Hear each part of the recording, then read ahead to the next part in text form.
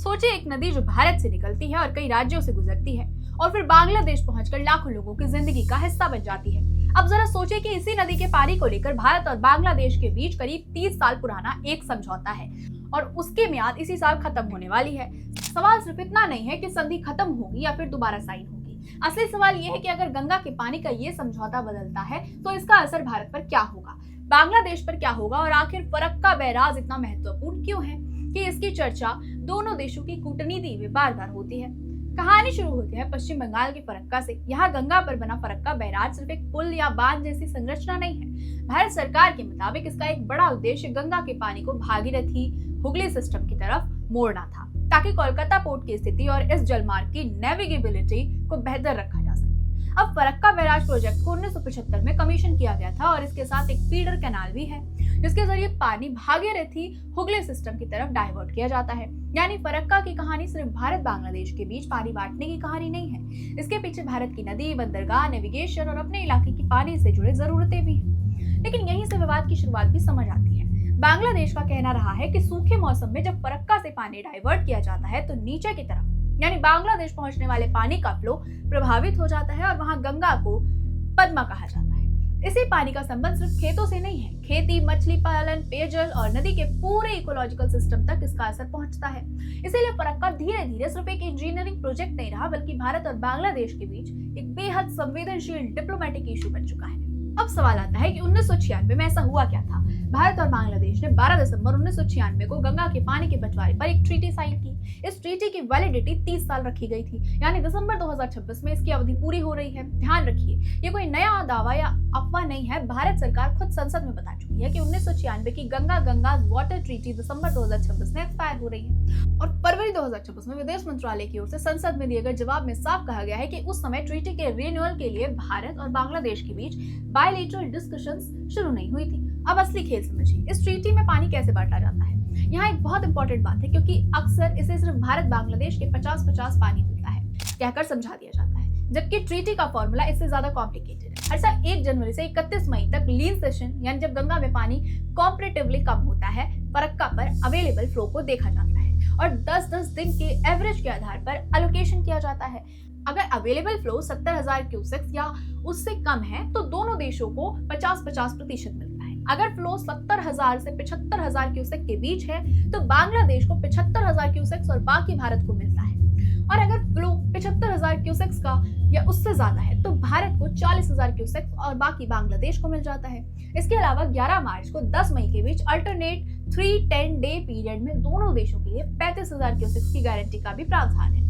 यानी पानी का बंटवारा एक सिंपल हाफ फॉर्मूला नहीं है, बल्कि नदी में उपलब्ध पानी के हिसाब से तय होता है। एक और दिलचस्प बात है, ये समझौता अचानक 1996 में आसमान से नहीं आया था। इसके पीछे कई सालों की बातचीत और टेम्परेरी अरेंजमेंट्स की कहानी है। 1977 में गंगाज वाटर शेयरिंग पर एक एग्रीमेंट हुआ। इसके बाद 1982 और 85 में भी अरेंजमेंट्स और एमओयू हुए।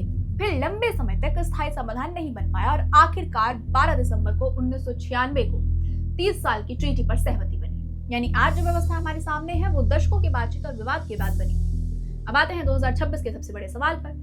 अगर दिसंबर 2026 में ट्रीटी की अवधि खत्म हो जाती है तो उससे पहले क्या नया एग्रीमेंट या एक्सटेंशन तय नहीं होता? तो क्या अगले दिन भारत पानी रोक देगा? क्या बांग्लादेश को गंगा का पानी मिलना बंद हो जाएगा? यहाँ बहुत सावधानी से समझने वाली बात है। ऐसा कहना भी गलत होगा। अभी तक भारत सरकार की ओर से ऐसा कोई ऑफिशियल फैसला नहीं है कि ट्रीटी खत्म होते ही पानी रोक दिया जाएगा। मौजूदा स्थिति बस इतनी है कि 1996 की ट्रीटी की वैलिडिटी दिसंबर 2026 तक है और फरवरी 2026 के सरकारी जवाब के मुताबिक रिन्यूअल पर बायलैटरल डिस्कशंस तब तक शुरू नहीं हुई। इसलिए भारत पानी रोकने वाला है जैसी हेडलाइन फैक्ट के आगे निकल जाती है और असली कहानी नेगोशिएशन की है। लेकिन नई बातचीत आसान भी नहीं होगी, क्योंकि पिछले 30 सालों में हालात बदल चुके हैं। क्लाइमेट चेंज ने रेनफॉल पैटर्न्स को प्रभावित किया है। कभी कम समय में बहुत ज्यादा बारिश होती है तो दूसरी तरफ ड्राई सेशंस में वाटर अवेलेबिलिटी को लेकर चिंता बढ़ती है। हिमालय और ग्लेशियर सिस्टम में भी बदलाव की चर्चा भी वाटर सिक्योरिटी को और कॉम्प्लिकेटेड बना देती है। दूसरी तरफ दोनों देशों की आबादी, एग्रीकल्चर और पानी की डिमांड भी बदल चुकी है। इसीलिए 1996 में जो अजम्पशन थी, आज वही अजम्पशन कितनी रेलिवेंट है, ये भी आने वाली बातचीत का बड़ा सवाल होगा। Indian council of world affair ने भी 2026 की एनालिसिस में इसी बात पर जोर दिया है कि नई व्यवस्था को बदलती हाइड्रोलॉजी, क्लाइमेट रियलिटीज को ध्यान में रखना होगा और मामला सिर्फ गंगा तक सीमित रह जाए ऐसा भी जरूरी नहीं। भारत और बांग्लादेश के बीच कई ट्रांसबाउंड्री रिवर्स हैं तीस्ता को लेकर भी लंबे समय से चर्चा होती रही है। इसीलिए अगर 2026 में पानी पर बड़ी बातचीत होती है तो उसका ब्रॉडर डिप्लोमेटिक कॉन्टेक्स्ट भी होगा। Flood management, river conservation, data sharing, early warning system, fisheries और इकोलॉजिकल कंसर्न्स जैसे मुद्दे भी फ्यूचर वाटर कोऑपरेशन का हिस्सा बन सकते हैं। लेकिन ध्यान रहे, ये संभावित नेगोशिएशन इश्यूज हैं, कोई फाइनल एग्रीमेंट नहीं। और शायद इस पूरी कहानी की सबसे बड़ी बात यही है कि गंगा का पानी सिर्फ पानी नहीं है, भारत के लिए ये agriculture, navigation, Kolkata Holi system और कई दूसरे उपयोग से भी जुड़ा हुआ है। बांग्लादेश के लिए यही पानी खेती, फिशरीज, लिवलीहुड्स और इकोलॉजिकल बैलेंस से जुड़ा है। यानी एक ही नदी, लेकिन उसके दोनों किनारों पर अलग अलग जरूरतें हैं। अब दिसंबर 2026 की तरफ सबकी नजर इसलिए है क्योंकि 30 साल पुरानी व्यवस्था अपने एक बड़े टर्निंग पॉइंट पर पहुंच रही है। क्या 1996 वाला फॉर्मूला वैसे ही आगे बढ़ेगा? क्या इसमें बदलाव होगा? क्या क्लाइमेट चेंज और फ्यूचर वाटर अवेलेबिलिटी को ध्यान में रखकर नई व्यवस्था बनेगी, या दोनों देश किसी इंटरिम अरेंजमेंट पर आ जाएंगे? इन सवालों के जवाब अभी तय नहीं हुए हैं, लेकिन एक बात तय है, गंगा की ये कहानी सिर्फ भारत और बांग्लादेश के बीच पानी बांटने की कहानी नहीं। ये कहानी है नदी, राजनीति, कूटनीति, खेती, पर्यावरण और आने वाले समय की वाटर सिक्योरिटी की। और 2026 में खत्म हो रही है 30 साल पुरानी ट्रीटी शायद इस पूरी कहानी का अंत नहीं है, बल्कि अगले चैप्टर की शुरुआत है। तो अब तस्वीर साफ है, मामला सिर्फ इतना नहीं है कि 2026 में एक संधि की मियाद पूरी हो रही है। असली सवाल ये है कि उसके बाद गंगा के पानी को लेकर भारत और बांग्लादेश किस रास्ते पर चलेंगे, क्योंकि नदी वही रहेगी, पानी भी वही होगा, लेकिन उसे बांटने के नियम बदल सकते हैं।